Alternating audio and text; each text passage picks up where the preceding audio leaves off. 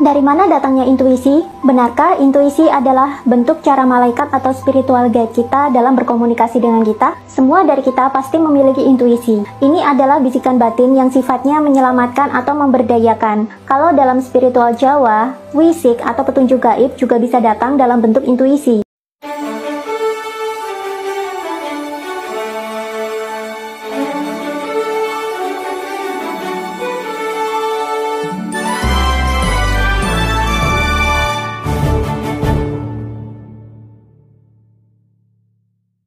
Intuisi kerap kita dapatkan di saat kita sedang tenang atau hening sekali, atau bahkan bisa kita dapatkan sebelum mara bahaya menghampiri. Waktu retreat di Lombok dulu, aku pernah diskusi dengan Pak Didik tentang dari mana asalnya intuisi ini dan bagaimana manusia bisa menerimanya. Menurut beliau, intuisi ini sebenarnya datang dari luar, entah dari pamomong kita, malaikat, spiritual guide, atau bahkan dari Tuhan langsung. Otak kita sebenarnya sudah memiliki antena alami yang berfungsi untuk menangkap frekuensi-frekuensi dari energi seperti ini. Antena ini adalah kelenjar pineal kita. Semakin kesadaran kita meningkat, maka kelenjar pineal akan semakin aktif dan semakin banyak menerima informasi dari frekuensi-frekuensi di luar tubuh. Masih ingat teori relativitas Albert Einstein kan?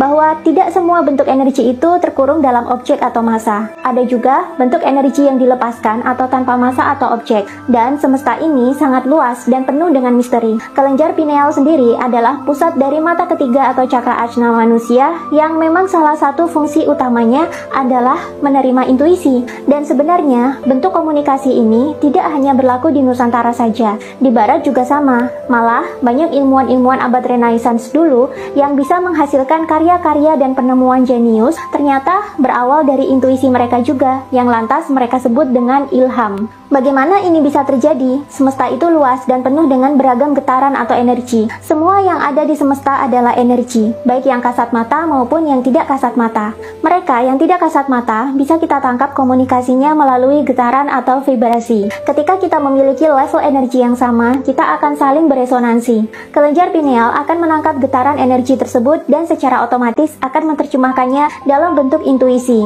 Ada juga manusia yang menerjemahkannya dalam bentuk visualisasi. Jadi, dia seperti melihat suatu gambaran dalam kepalanya atau di depan matanya. Ini adalah ulah dari hormon melatonin yang juga berfungsi dalam menciptakan halusinasi dan imajinasi. Itulah kenapa bentuk penampakan yang dilihat orang bisa berbeda. Apa yang harus dilakukan ketika mendapatkan intuisi? Bila itu bermanfaat, ya silahkan lakukan. Bila tidak dan memberatkan kamu saja, ya tidak usah dilakukan. Kedepan akan makin banyak lagi keajaiban yang bisa kamu rasakan saat kesadaran kamu semakin meningkat.